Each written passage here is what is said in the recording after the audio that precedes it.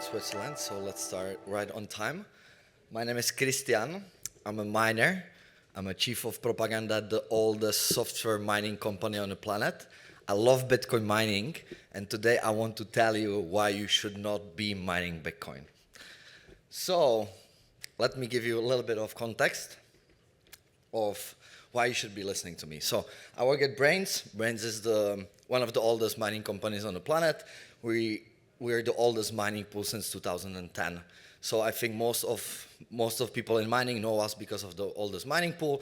It used to be called Bitcoin.cz mining pool. Then it got renamed to Slash Pool, so maybe you know us under Slash Pool. Anyway, we've been in the game since 2010, and we love Bitcoin mining. So naturally, we started doing more software for Bitcoin miners because we know how to do software. We love Bitcoin mining, so naturally we're thinking, what else can we do for miners to make their lives a little bit easier? Because as you'll see today, mining is very, very hardcore and brutal. So another product that we do is BrainsOS. Very simply put, you run the machines that mine Bitcoin, and they come with some software, like an operating system on your laptop. And what comes out of the Chinese factory is not the best, so we said we can do it better, and voila, BrainsOS. So you install BrainsOS, and we optimize each individual mining chip, so you mine more Bitcoin on any power limit. It's very simple. With BrainsOS, you mine more Bitcoin. And lastly, we're adding the stack, so we want to cover the whole set of tools that miners can use. And the last one, which we introduced early this year, is called Brains Manager. Imagine when you have a very large data center, a very large mining farm, you need something to help you organize it.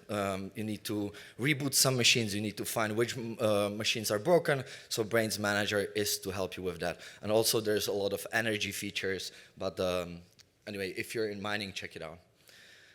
And if you still don't, after this video, you'll remember Brains, so please play it.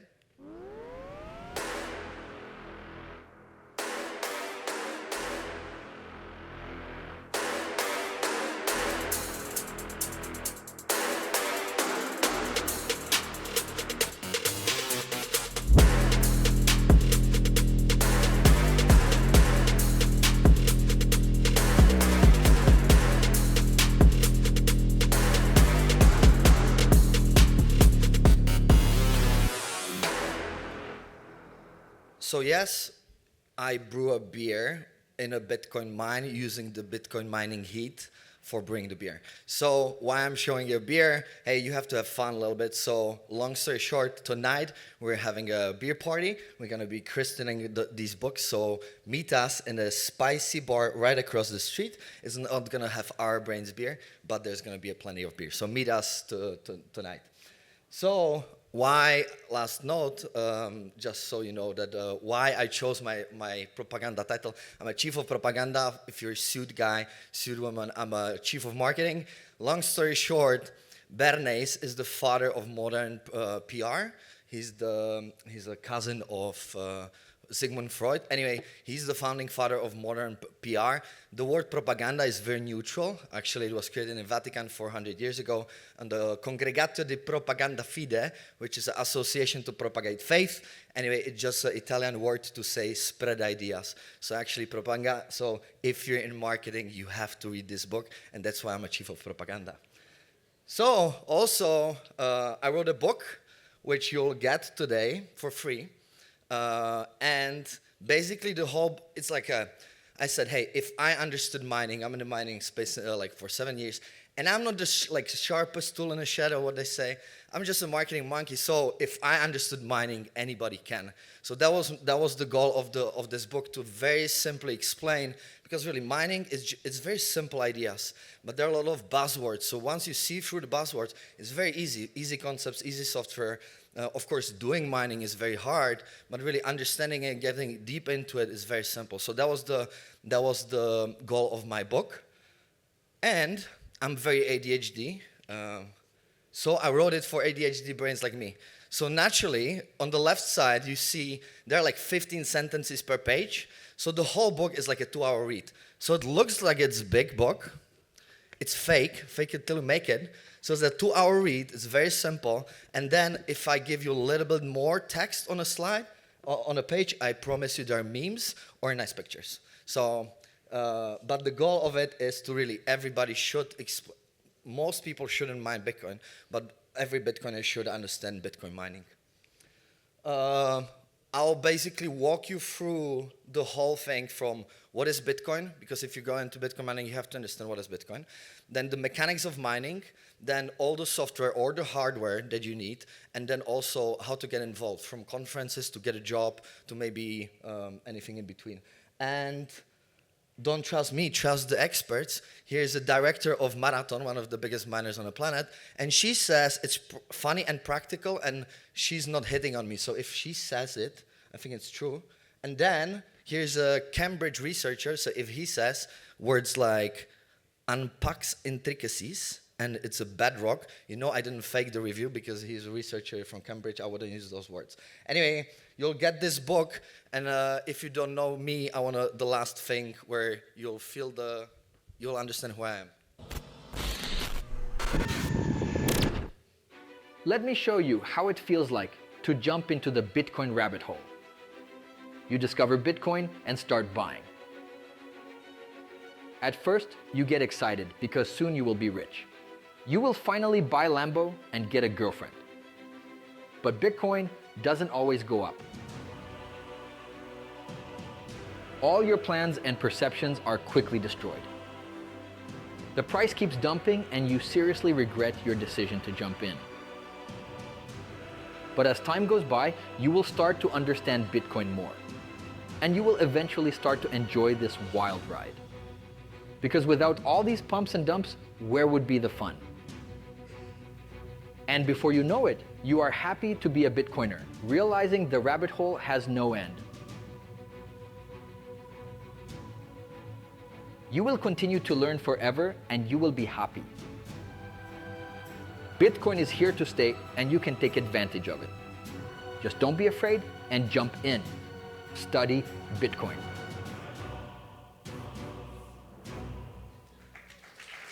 Thank you. So, fun fact, I actually got a girlfriend. She's sitting right there. She's my fiance, and she works in Bitcoin mining. So there are girls in Bitcoin and even in Bitcoin mining. So yeah, Bitcoin is pretty cool.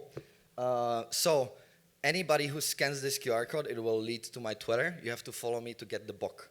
Okay, that's the deal. I think it's a very fair price. And that's the first lesson that I want to show you. Actually, beware of marketing. Because you'll find out that in Bitcoin is it's very simple, but you have to get into it to understand it. So there are a lot of bullshits and a lot of scams. So really, first point, and this is your lesson learned. I told you the book is for free. Actually, it wasn't. You have to follow me on Twitter, right? There's a acquisition cost with that. So it's not for free. You have to follow me on Twitter, and that's the first lesson. Beware of marketing in Bitcoin mining because there's a lot of scams. Anyway, I'll keep showing this QR code for a few more slides. So Bitcoin mining is very awesome, and I love it. It can be very profitable if you know how to do it. Bitcoin mining is not for everyone. That's the key message that I want you to take away. Bitcoin mining makes sense in certain places, in certain situations, in certain time. So it's not meant to be for everybody to done everywhere. Certain time, certain situations, certain place. Exactly. And I also call it in the book many, many times, it's the most cutthroat and hardcore business on the planet. Yeah, I don't know every business on the planet, but it's definitely top 10, I guarantee. So, I'll take this away, I'm too much twitching with it. I'm very ADHD. So, the first thing where I want to show you just how brutal mining is, I want you to understand the scale of it. Because yeah, we know, you might see on Twitter, okay, we're in the zeta hash, right? There's a global hash rate, global mining power is 1 zeta hash. What the hell is zeta hash? So I'll walk you through just so you understand how giant and massive Bitcoin mining is. So let's put some ground rules so we're all on the same page, okay? Bitcoin is very simple, it's an accounting book. Literally imagine a book. Imagine a book, each page is a block, right? So, and you just write, who owns how much? I own this many Bitcoins, you own this many, and who sends to who? It's just a book. It's just a ledger, just an accounting book. And we want that book to be decentralized and permissionless. Why decentralized? Absolute power corrupts absolutely. The more you have, the more power you have, the more incentives around you are to like misuse the power. So we want to say money is very important stuff, so we would prefer that there is no centralization of power, because that creates problem. Sooner or later it does. We're people, it's just tricky. Power is tricky. Second is permissionless. We want anybody to use it whenever they want without asking anybody permission. Why?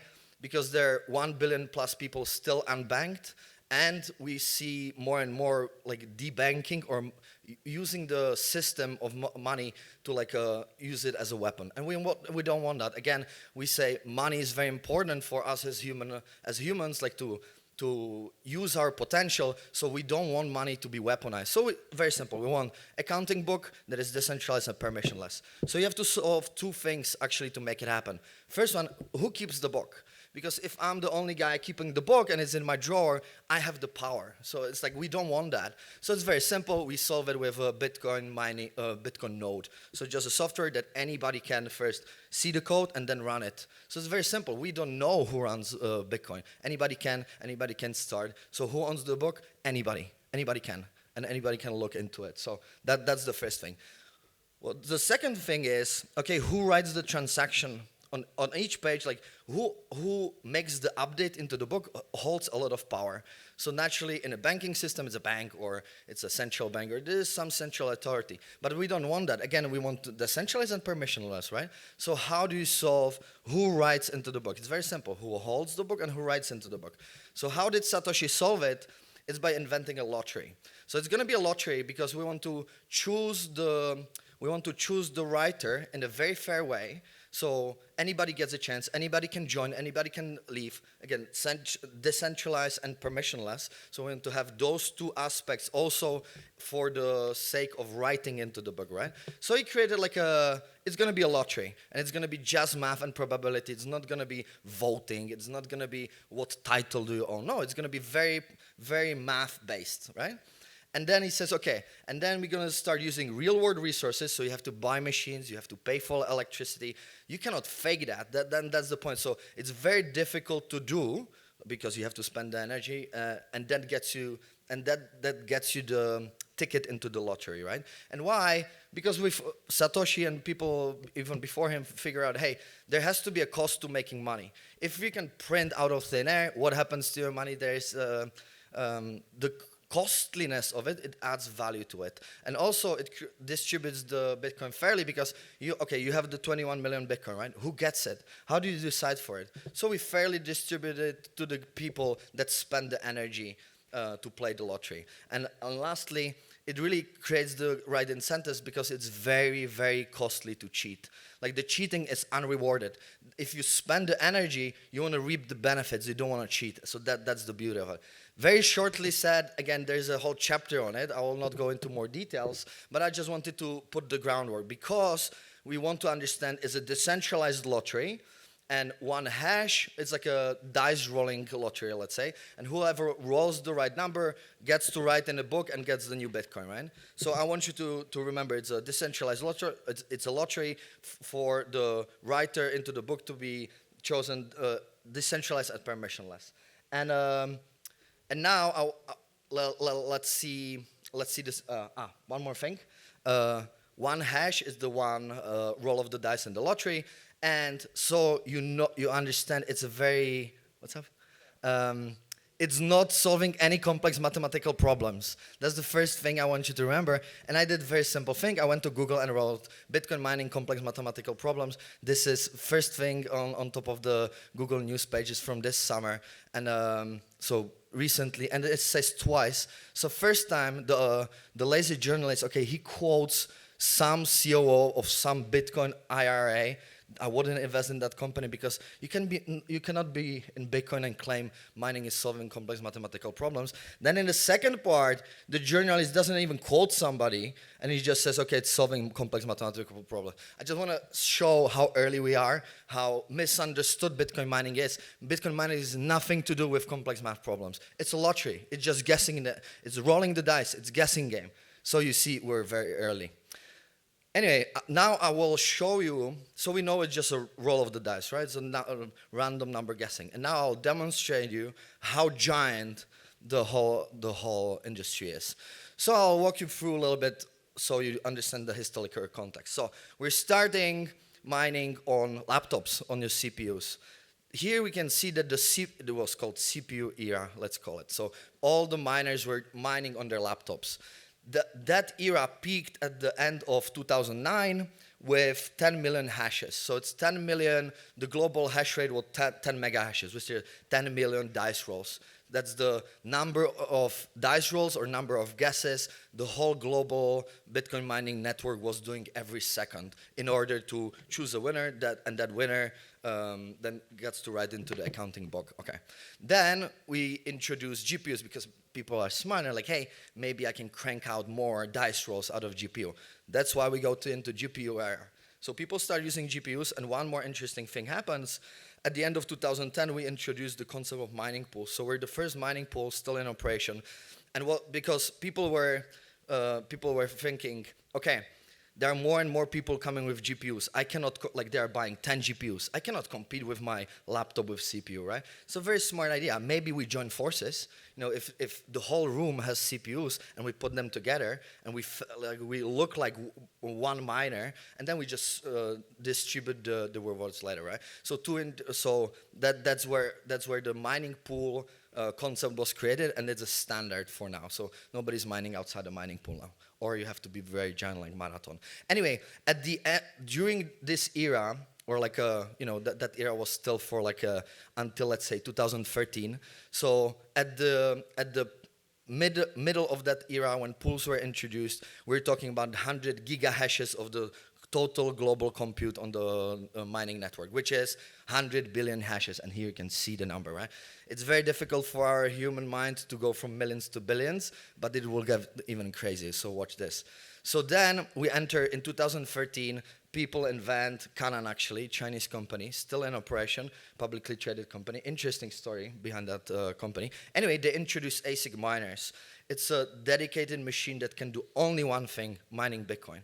It's a very simple concept. It cannot do anything else. It cannot do 1 + 1. I'm not kidding. It can only do Bitcoin mining. It's a very simple concept. If you specialize in something, like if you whole life you cook, you're very good at cooking, you'll not do anything else. And the same applies to machines. If you have a GPU, it's very smart at doing a lot of things. You can play computer games, you can edit video, you can do a lot of different tasks. But if you make something super specialized, just mining Bitcoin, just rolling the dice, you're beast, like you're unmatched. Just to give you an example, one machine has about 150 mining chips.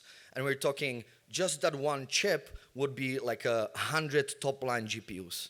Just that one, and then compare the cost efficiency on that. So like really, when you specialize at something, you do it very well. That's where ASICs were introduced. You cannot mine Bitcoin with anything else. Technically you can, but you cannot compete with beasts like this. So anyway, ASICs get introduced 2013, and we see a steady growth. Everything else dies. It's ASIC era. It's booming. And then I think very major milestone comes in 2017, where giant bull market happens, and that's where we really saw going from the like pleb miners, like at-home miners, to giant corporation. That's where the riots, the marathons get born, and right now it's a very big game, a very big place. Anyway, so during the end of this bull market in 2017, where ASICs already in the game, we're talking about 10 quintillion, I didn't even know that's a word, hashes, which is this many, right? And now, so we're talking end of 2017. Now we skip just a few years to today, and we're in at 1 zettahash. We passed 1 zettahash just a few weeks ago, and that's 10 sextillion hashes. So that's 1 followed by 21 zeros. And it's like, for our mind, it's very difficult to comprehend how big it is. So I'll have a sip of water, and I'll tell you how big it is.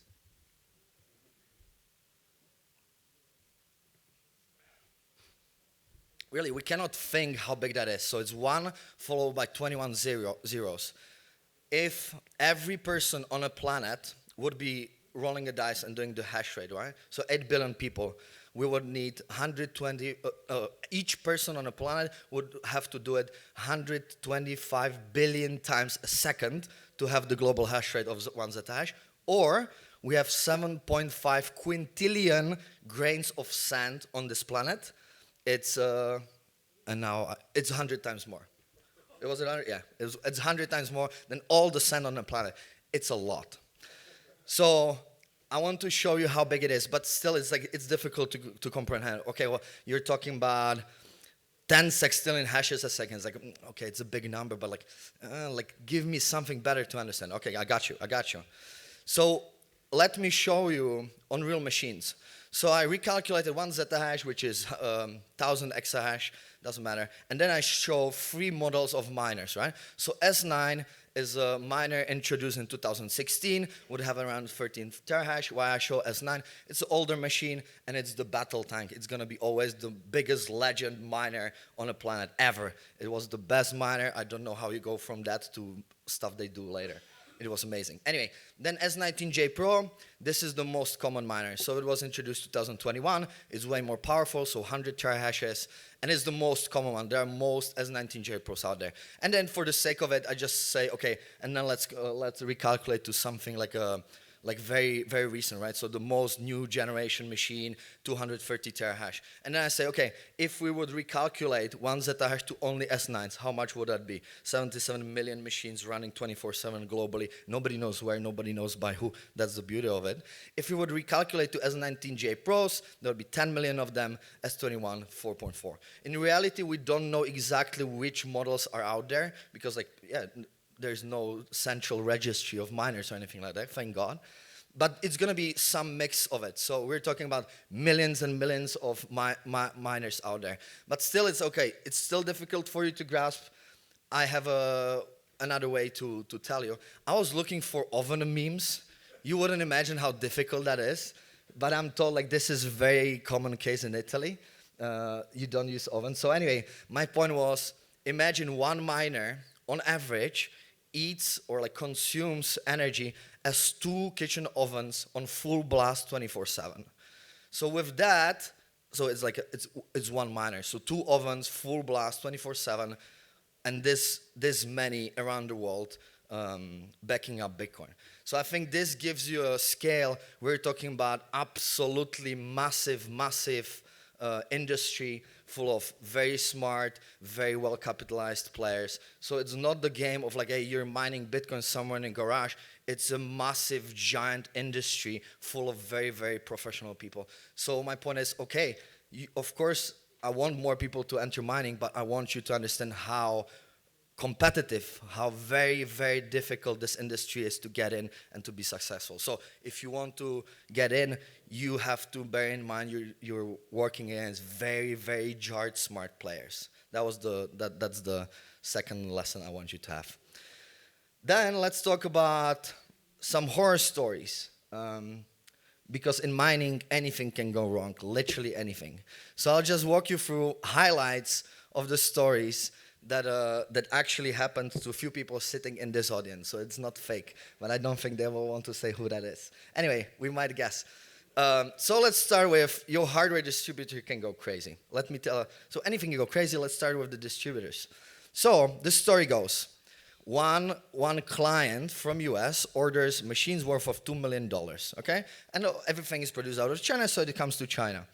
It gets to a UPS truck, which catches on fire. Literally, the truck is on fire. Okay, that's weird stuff. Okay, the probability of it is weird. No, it gets crazier.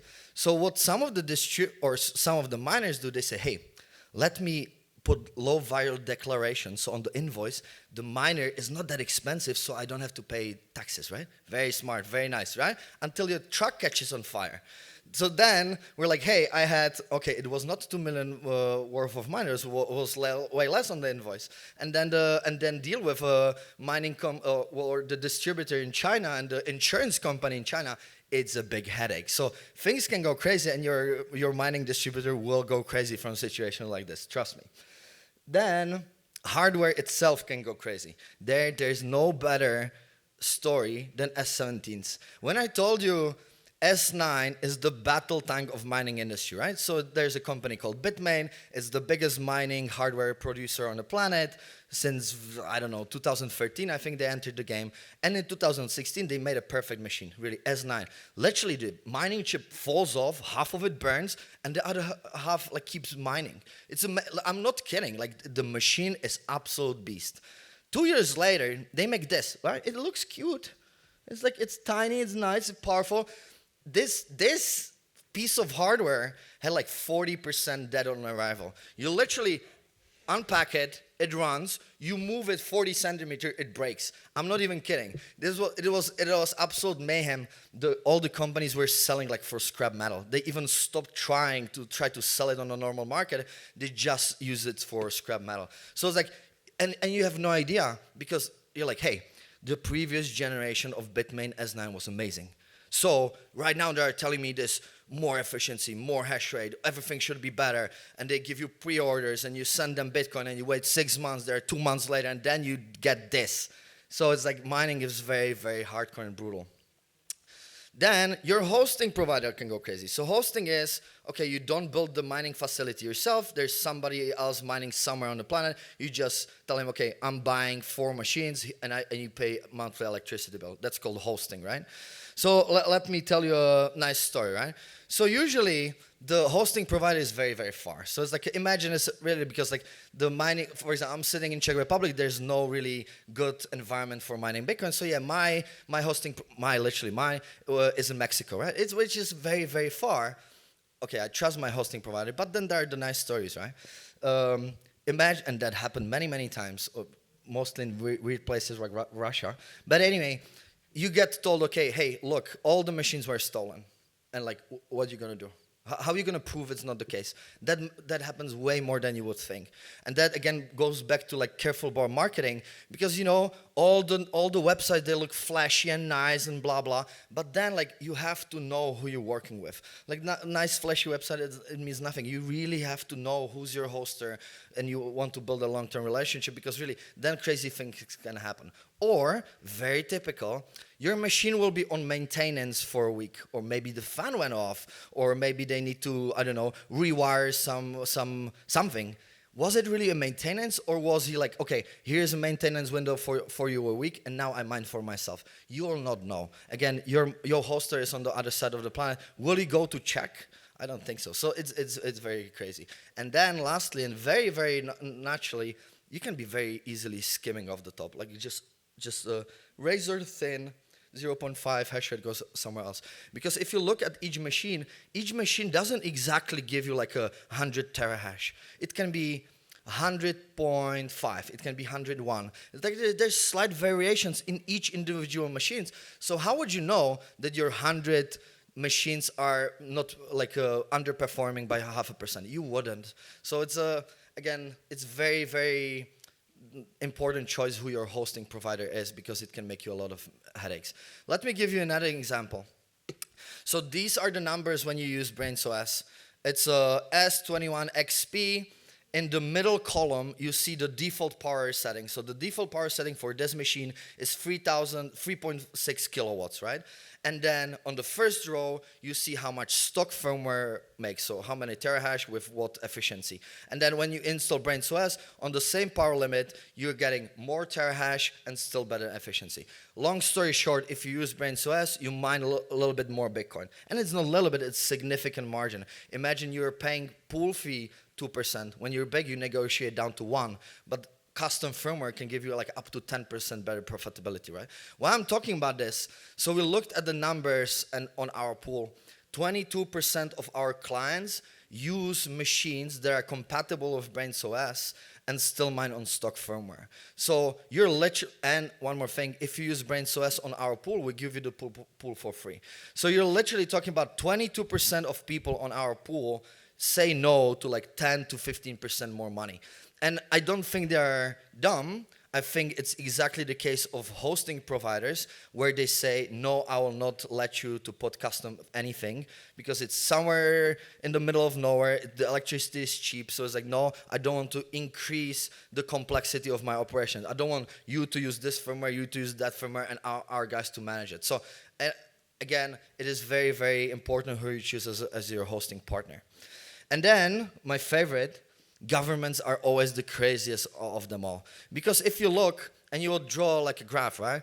The richer the country, the less headaches you should have, right? So you would think, hey, those countries going to look like this, right? Ethiopia, yeah. It's not rich country, it's going to be a lot of headaches. USA, hey, people are pretty rich there, it's like a developed country, so I'm going to have the no headache index going to be very high.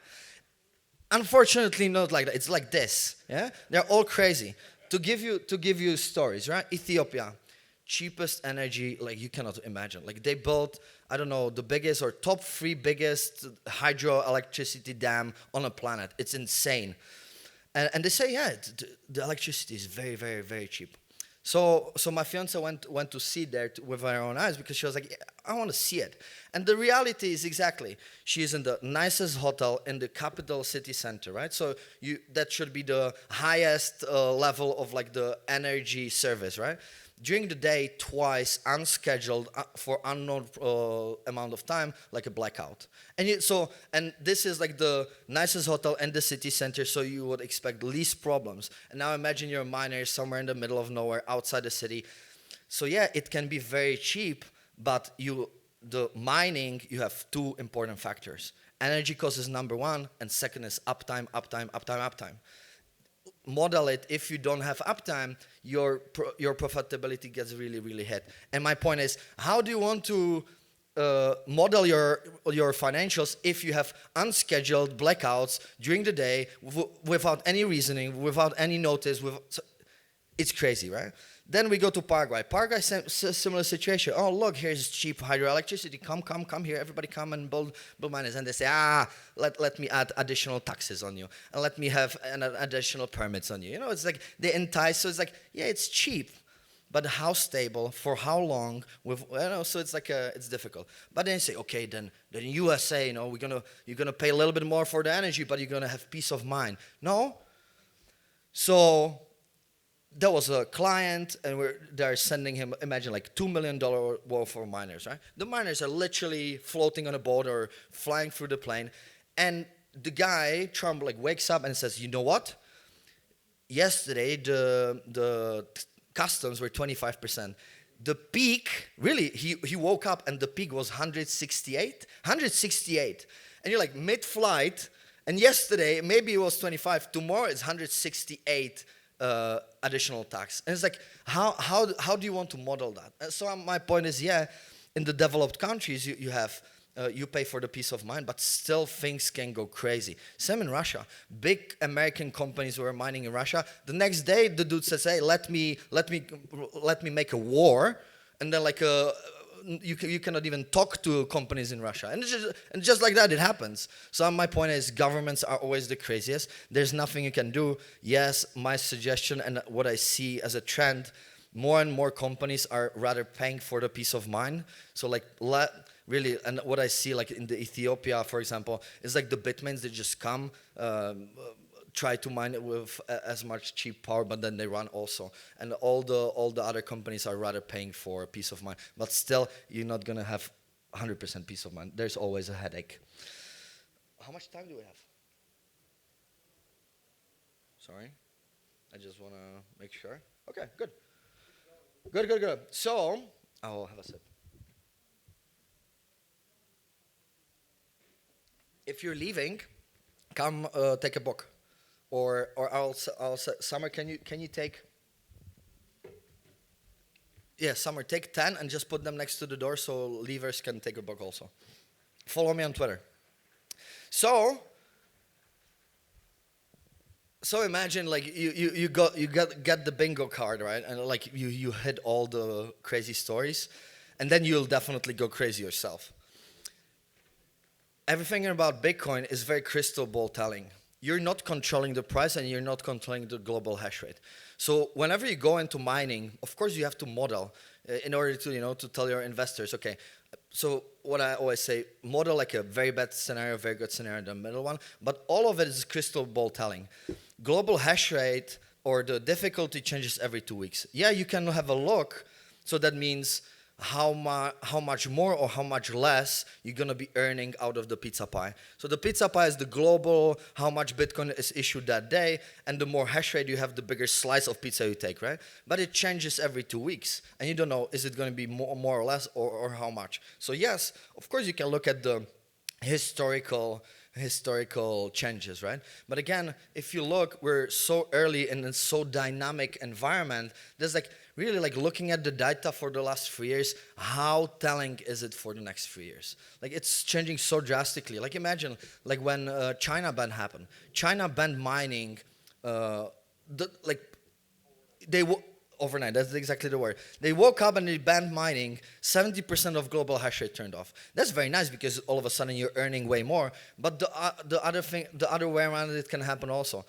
We're just on the all-time low of hash price. Hash price is the key metric that you have to look into mining. So it's how much your 1 terahash or how much is your mining, 1 unit of mining making dollars per day. That's the key metric that you're watching, right? And we're in the all-time lows because many people think, hey, Bitcoin is 100K, like you're all rich. No, this misunderstanding. Of course, Bitcoin price is growing, but hash rate is growing even more. So you're earning less and less out of the total pizza pie. Anyway, so my point is, there are a lot of headaches, and all the important things are out of your control. So it is very, very difficult business because you have no idea what's happening tomorrow and what's happening in a year. Then there are like super nice stories. Like look at this video, right? So it's 2 months old video, and this nicely lovely old couple is living very close from a giant mining farm. So they made a giant documentary with 2.3 million views, which says like it's a very, very loud operation. And if you look into it, very funny part, once they measure on a phone, and then they measure on a dedicated device, but they keep talking over it. So anyway, it's a little bit weird documentary. I would see propaganda to influence maybe marathon stock price. But anyway, my point is like stories like this can happen. And it was medialized so much that when you see the giant wall, look at the small guy on the car. Look at how giant that wall is. So that's a noise dampening wall that they had to put in because of the community. Of course, but my point is, stories like that, it's very difficult to anticipate and really, really changes like your planning because they had to invest a lot into the wall. It still didn't help. And of course, you want to have a good relationship with the community that you're part of. So I'm definitely not on the side of Marathon. But anyway, they switched from air-cooled to hydro-cooled. Air-cooled is very simple. There's very, very powerful fans on each of the miner, and just they push the air through the miner, and that's how it's cooled. It's not your typical fan from your PC. It's like super high-end industrial-grade fans. If you put a finger, it slices it off. It's very noisy. It's very noisy. Like you're talking a vacuum cleaner level noisy. Vacuum cleaners are way less noisy these days. So it's like 70 decibel. It's a lot of noise. When you add this giant facility, it makes a lot of noise. Anyway, so they had to switch to water-cooled. Water-cooled is very simple. You run water pipes, and they take away the heat from the miner. It's way more silent, way more. But we're talking about, I don't know, in this case, tens of millions of additional capex to like change into hydrocool. So again, like, hey, you wouldn't anticipate this. Old couple didn't like the noise. You should have anticipated a little bit, but I mean, they didn't like it, and they had to invest in additional tens of millions of dollars to dampen the noise, right? So again, like those stories, it's very difficult to predict. So there are a lot of more horror stories. They're all in the book. So I highly recommend you to have a look how the mining industry is crazy. But my point there, when you go into mining, you just said you go into mining, you really, really have to know why. And like, it sounds weird, right? You say, know why? Of course, I want to make money. Of course, yeah. There is riches to be made if you do it properly. What I mean by know why is you have to be expert in 2 things. First thing is energy. Miners are like energy experts. There are very small things like demand participation programs, like how you integrate with the grid. So there are very advanced ways how your energy contracts can work. You have to be absolute expert in it. Like that's your number one expertise. You can find cheap energy for long enough time frame, and you know everything there is about how you can use that energy, how you can participate with the provider. You're number one expert in energy. Second is you're absolute expert in running efficient operations. So like the uptime. So it's always energy and then uptime. So of course there's money to be made, but you have to be absolute beast in both of them. And that exactly goes back to like the hosting horror stories, because when you're hosting with somebody, you lost all the control. You have no idea about the energy contracts. You have no idea how much they actually, if they participate in those things, etc. You have no idea how it changes in a year. You don't have any control over the software stack, etc. So anyway, but still, for a lot of people, the hosting is the way to go. But anyway, you have to be expert in energy and everything there is about the energy and in your operations, so you keep the uptime high. Second part, which is growing, and I think that's going to be the use case for Europe, is the heat reuse. So as I said, one mining machine on average is like two kitchen ovens of energy. So all that energy, like energy cannot be created or destroyed. So 100% of that energy turns into heat. So that's a lot of heat. Like what traditional small electric heater that you have in your living room would be like 1.5 kilowatts, right? 1 to 1.5 kilowatts. One average machine is double that. So it's a lot of heat. And we're talking about, again, millions and millions of these running around the world. So I think a giant future for Bitcoin mining is actually using the heat. Because Bitcoin mining has two outputs. One is the Bitcoin mined, and the other one is heat. For the all history, we're just using the Bitcoin. I think for the next 10 years, there's going to be a lot of discussion on the heat. If you go in the book, on the last page, we publish another 9 books on Bitcoin mining economics, and one of them is actually on Bitcoin mining heat reuse. All of the books are for free download. So if you get the book, then in the back, and there's the brains.com/books. All of them are for free download. Anyway, the one before this one is called Bitcoin mining and heat reuse. Amazing story. Guy making rockets for U.S. Army. I'm not kidding. So he makes rockets, and he's like a expert in heat transfers. And then he says, the better I do my job, the more people I kill. I don't like that. So he quits last year, goes to a first conference. Then we meet, and we're like, hey, you're expert in this. And he likes mining. I was like, hey, write a book on this.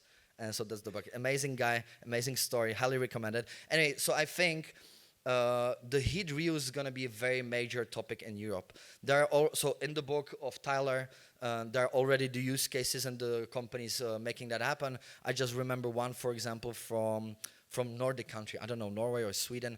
And there's like a industrial boilers, and they have to swap them out, I don't know, every 30 years. Like the machine is dead, you have to swap it. And that's the beauty, because the company, the new startup there, they say, okay, we're going to be making electric boilers like for heating water, but not with like just the spiral, but with ASIC chips, like with Bitcoin miners. So, and I think that's the very nice pitch, because you don't have to sell, hey, get into Bitcoin mining, it's very cool. Like most people don't care, and they shouldn't. You sell them, hey, here's a reliable source of heat, and it will cost you cheaper. It's like, and that's where I see the Zeta hash, doubling in the next very few years, because exactly we will be using smart heat, not the dumb heat. And anyway, read the book, it's amazing. And the third one, I just wanted to note, because it's a booming topic lately, it's a Bitcoin mining lottery. So, wait, bam, okay. So here's a Brains Mini Miner, a small device that we released last year. There are many others. I would notably note BitX. It's a very, very nice project, open source hardware and software. But anyway, it's a new category of very tiny miners. So this miner, you can see next to a box, so it would be like box like this. It's 40 watts of energy, so it's like a light bulb. It's nothing. Like you pay, I don't know, $5 a month for the electricity, right? So you say, okay, by $5 electricity, it will not mine anything. And yeah, exactly. It has 1 terahash. When I showed you the old S9, the old S9 had 13 terahash. This little puppy has 1. So what's the point? So people figure out, hey, we want to have hands-on experience with mining. That was the number one reason why this solo lottery mini miners were created. And then we want to play a lottery. So you don't connect it to a mining pool, and you say, okay, I'll be not mining in a pool, I'll be mining on myself, and you just roll the dice and try to hit the full block. If you hit the full block, you keep the whole reward, which is 3.1512. Anyway, it's over 3 Bitcoins that you keep. And 125. plus fees, it's too difficult. You're gonna win over free Bitcoin, and you would say, okay, but the probability has to be like absurdly, ridiculously low. Actually, the cool part is it's automatic lottery every 10 minutes. So you don't have to do anything. You don't have to scratch cards and blah, blah. It's automatic every 10 minutes. If you combine the probability of that every 10 minutes for a year, you're 100 times more likely to win Bitcoin block than you're on like the Powerball, which is the biggest lottery in the US. So yeah, it's still small, but it's 100 times better probability than winning the biggest lottery on the planet. You have a very good consciousness because you're not funding gambling corporations. You're like you're supporting the hardest money ever created, right? And it can be a very nice device that shows you cool stuff on your desk. So anyway, there is a legit use case. I just wanted to note it. Yes, I think realistically we'll never see single digits of global hash rate on lottery mining. Like, I don't think it's doable. Maybe we see 1%. I don't know. But I still wanted to mention it because more people should have hands-on experience. It's $100. It's like $100 a mini miner you can get, and you touch all the software that runs on the biggest mining farms on the planet. Really, $100, and you know the firmware, you know the pool, you know the management software. You really touch, and you can over weekend you can learn how to operate, and then really the giant mining farms, they just it's the same software, same processes, same features. So I think that's the number one coolest thing. So I think actually really all Bitcoiners should just buy one and run one for the experience, fun of it, and you're protecting the hardest money ever created. So if you like that, go to Brains store, store.brains.com with double I's. Use B10, B like Bitcoin, and number 10 for 10% off. Yeah. So actually, the main message is really most people shouldn't mine Bitcoin. It is a very difficult game. It is full of professional teams with giant capital that know their stuff. So if you really want to get into the game, you have to study Bitcoin as much as possible. You have to know everything there is about energy markets, about how to operate, how all the mining stack. But really, for vast majority of Bitcoiners, I say, hey, study Bitcoin mining. You definitely should be aware of it because it's simple concepts and it makes you click. Mining is the beating heart of Bitcoin, so you should know more about it. But really, for most, is just buy Bitcoin. DCA, stack sats, and study Bitcoin. And then buy Bitcoin, and then, of course, I have to shill Farfetch. They're sitting in the front row, so wave at me. Go talk to them because we say, hey, of course, like buy and hodl, right? But then you have to live off, like use the potential. So, hey, we invested in those guys, so that's why I show them. We love the product. So 100% of revenues of Brains is in Bitcoin, and we really, really believe in Bitcoin. So what you want to do? You want to sell as little as possible. So we've been using Bitcoin-backed lending for years to fund our operations because, yeah, it's like we do the sailor game sort of, right? So anyway, they wrote a book because Bitcoin is the ultimate form of collateral ever. So even if you don't plan to do Bitcoin bank lending now through Farfetch, you definitely should read it because, again, it makes you click why Bitcoin is so damn genius. So both of those books are for grabs. I'll stay, I don't know what's the time, but I've finished. I'll give you the gift of time and books. Questions, if you have any questions, I'll be here. I'll be answering any questions, and you can grab a book. Thank you very much for your attention.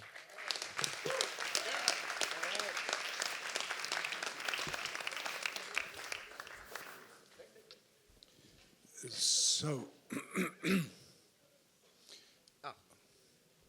there is a question. I don't know whether you want a personal question or a room question.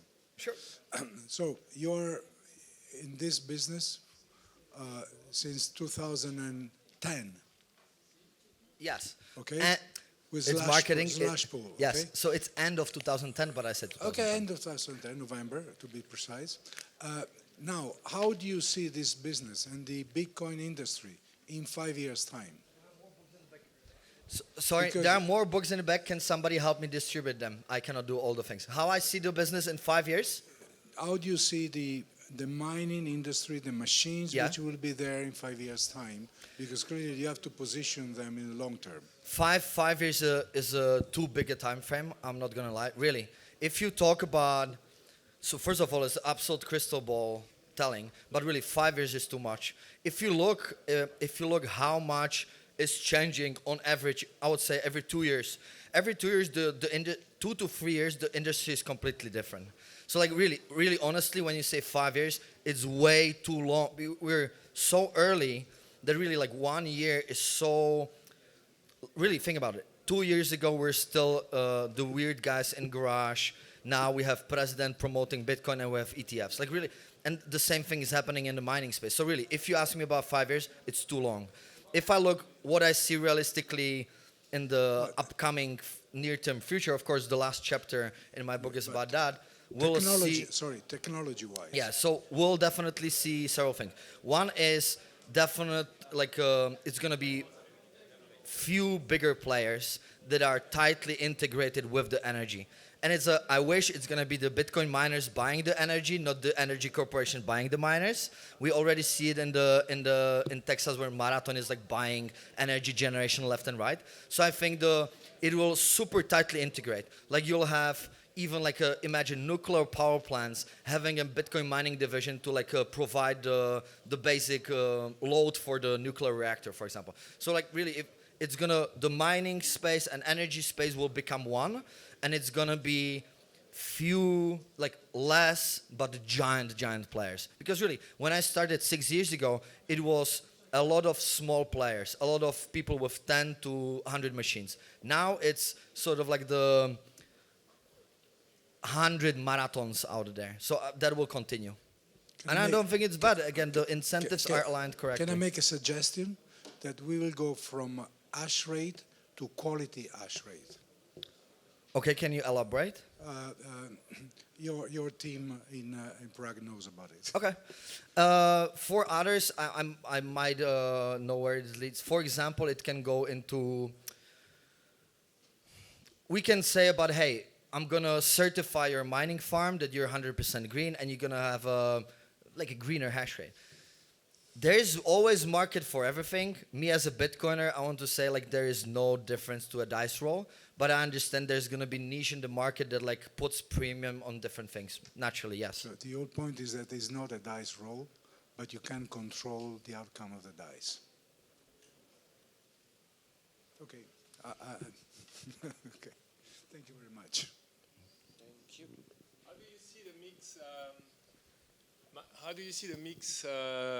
Miners getting more towards HPC, AI stuff, like miners like Iron. Well, now like I think 90% AI and not really miners anymore. Extremely hot topic. Again, last chapter is how I see the next 10 years. Yeah, as I said, it's too long. But AI is definitely one of the topics. Few highlights. It's happening. It's going to be happening more. But again, it's not binary yes or no. It's a scale. To give you an example, some miners already switched 100% to HPC. Some are switching to have some portion of it. There are a lot of things. For example, if you're in the middle of nowhere and you don't have the best internet connection, because mining requires stable but not fast. Like there's not too much bandwidth. Even in a giant farm, you're not sending that much data. It's not that data heavy. You need stable. Stable is key. In HPC and on-demand compute, the requirements might be different. You might need to be located closer to like the central nodes of the internet, etc. So it's a little bit different requirements would tell you, okay, not every mine can be an AI mine, for example. Then there's very recently I found out, it's public, Marathon acquired a company, French company, that is building actually ASIC chips, so dedicated chips for AI compute. And I heard rumors that the idea in the future would be, imagine a miner or imagine a machine that would have both dedicated chips to AI and dedicated chips to mining. And depending on what's your energy contract and how you work with it, you would be like playing and dynamically switching in between. So long story short, we'll see more and more tighter integration. But again, it's not going to be like, yes, AI will completely replace mining or anything like that. It's very case by case, and we'll see very interesting situations in the future. So technically, it's going to be optionality that's going to win. Like if you can switch depending on the demand, depending on the structure of the power supply. Yeah, but it's going to take time, really. Thank you very much. Thanks, everybody.